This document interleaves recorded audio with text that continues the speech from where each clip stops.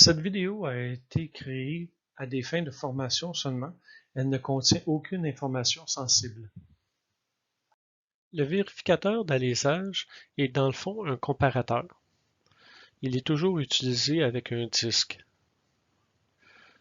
Donc vous voyez ici sur l'image, à gauche nous avons le vérificateur d'alésage et le disque à sa droite. N'oubliez pas de toujours vérifier la date de calibration du vérificateur d'alésage et du disque qui mesure la dimension. C'est très important. Vous pouvez apercevoir sur l'image les différentes parties du vérificateur d'alésage. Donc, si on débute en haut, vous avez le cadran d'ajustement. Donc, les cadrans permettent d'ajuster notre pièce, notre diamètre de pièce par rapport au diamètre du disque. Vous avez le cadran, l'aiguille. Vous retrouvez aussi au centre du cadran un contour d'aiguille et tout en bas le pied. Le contour d'aiguille est important. Ici, chacun des chiffres représente des millièmes. Donc un tour de cadran est en réalité 10 millièmes.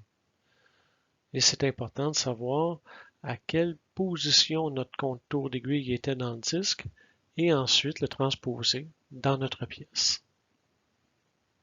Il y a différentes formes de pieds. Vous voyez ici un pied circulaire, donc c'est tout le diamètre qui va varier. Il peut y avoir des pieds à 2 touches ou à 3 touches. Voici donc les étapes pour régler le vérificateur d'alésage. Premièrement, il faut choisir un disque de dimension la plus proche du diamètre que nous voulons vérifier.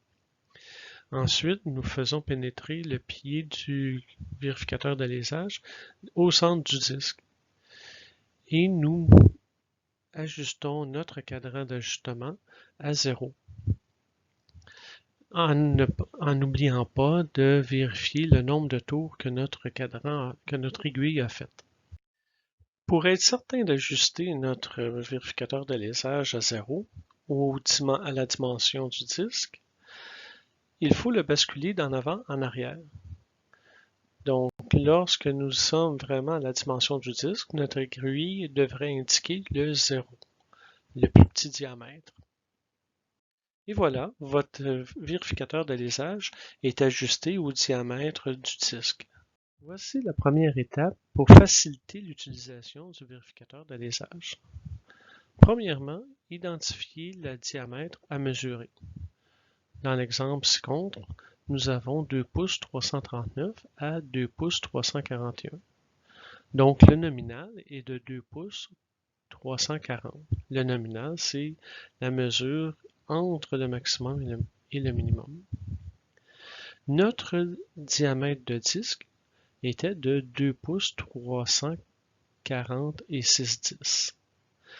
Donc, ce que nous avons fait sur l'exemple, c'est que notre aiguille rouge représente le diamètre du disque et nous avons tourné le cadran d'ajustement pour que le 0 montre le diamètre nominal de notre pièce.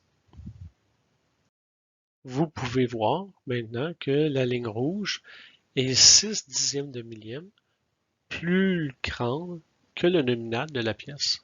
Donc le diamètre du disque 2 pouces 340 et 6/10 et le nominal est 2 pouces 340. Donc nous avons positionné tout simplement notre aiguille à 0 pour montrer le nominal de la pièce. Selon le dessin, le diamètre de la pièce devrait être de 2 pouces 340, plus ou moins 1. Donc, de cette manière, notre vérificateur d'alésage montre que si l'aiguille noire arrive entre les deux 1, notre pièce est bonne. Sur l'exemple ici, nous pouvons voir que le nominal devrait être 1 pouce 584.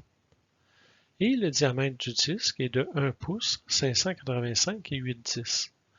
Donc l'aiguille rouge est positionnée à 1 millième et 8/10, plus grand que le nominal.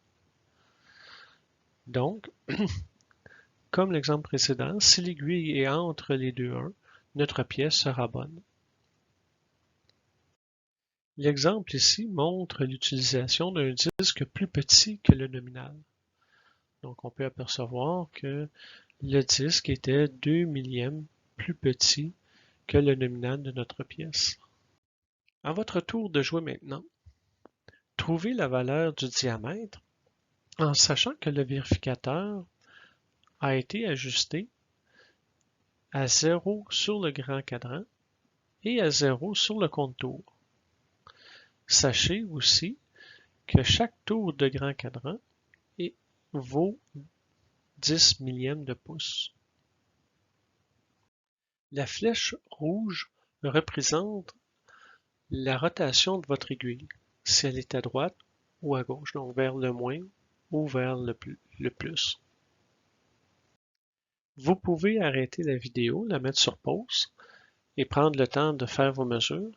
Et lorsque vous repartirez la vidéo, les réponses apparaîtront. Vous pouvez arrêter la vidéo, la mettre sur pause et prendre le temps de faire vos mesures. Et lorsque vous repartirez la vidéo, les réponses apparaîtront. En conclusion, le vérificateur d'alésage est très utile lorsque nous avons plusieurs pièces à mesurer du même diamètre. Donc, on fait l'ajustement initial avec le disque et ensuite de ça, nous avons simplement qu'à comparer le disque avec nos pièces.